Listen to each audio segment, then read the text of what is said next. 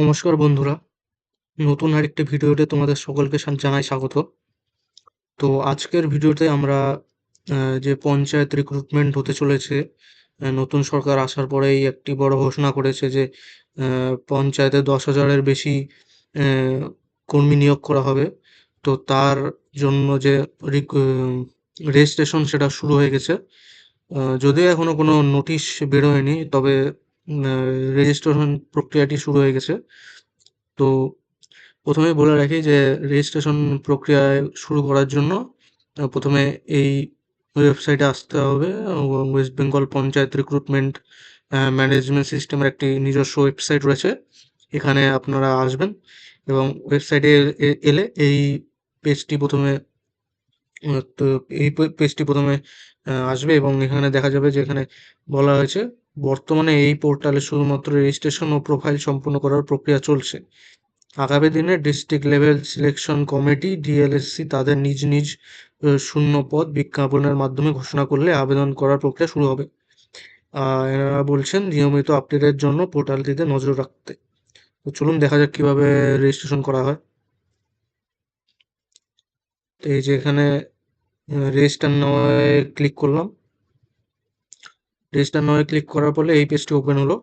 এখানে বলা হয়েছে your mail ID, mobile number, first name, middle name, last name, date of birth and gender can not be change after registration. মানে বলতে চাইছে যে তোমার যে মেইল আইডি, মোবাইল নাম্বার এবং নিজের নাম এবং ডেট অফ বার্থ, জেন্ডার এটা একবার রেজিস্ট্রেশনে যেটা প্রথমে দিবে সেটা কিন্তু আর পরে চেঞ্জ করা যাবে না। তাই দায়িত্ব সহকারে এটা ফিল আপ করতে।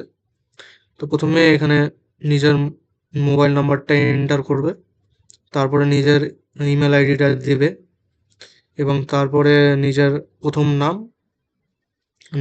তারপরে হচ্ছে টাইটেল, যদি কোনো মিডিল নাম থাকে তাহলে সেটা দিবে। তারপরে নিজের ডেট অফ বার্থটা দিবে, তারপরে নিজের যে জেন্ডার সেটা দিবে, মেল জেন্ডার, ও তারপরে একটা পাসওয়ার্ড দিতে হবে, পাসওয়ার্ড জেনারেট করতে হবে। তারপর কনফার্ম পাসওয়ার্ড করে এই ক্যাপচাটা তোমরা ফিল আপ করে দিলে তারপরে সেন্ড ওটিপি করলেই যে মোবাইলে নিজের যেই নাম্বারটা এখানে দিয়েছিলে এই নাম্বারে একটা ওটিপি চলে যাবে এবং তারপরে তোমাদের রেজিস্ট্রেশনটি কমপ্লিট হয়ে যাবে। ভিডিওটি দেখার জন্য ধন্যবাদ। ভিডিওটি ভালো লাগলে অবশ্যই চ্যানেলটিকে সাবস্ক্রাইব করবেন এবং যদিও এখনো এর কোনো নোটিশ নোটিফিকেশন বের হয়নি কোনো চাকরির, তবে যে আগামী 22 তারিখে যে বাজেট পেশ করা হবে সেখানে আশা করা যাচ্ছে এই ভ্যাকেন্সি নিয়ে কোনো বা নোটিফিকেশন নিয়ে কোনো আগাম সূচনা যদি পাওয়া যায় তাহলে সেটা ভালো হবে। তো আজকের ভিডিওটি এখানেই সমাপ্ত করলাম। নেক্সট ভিডিওতে দেখা হচ্ছে। ধন্যবাদ।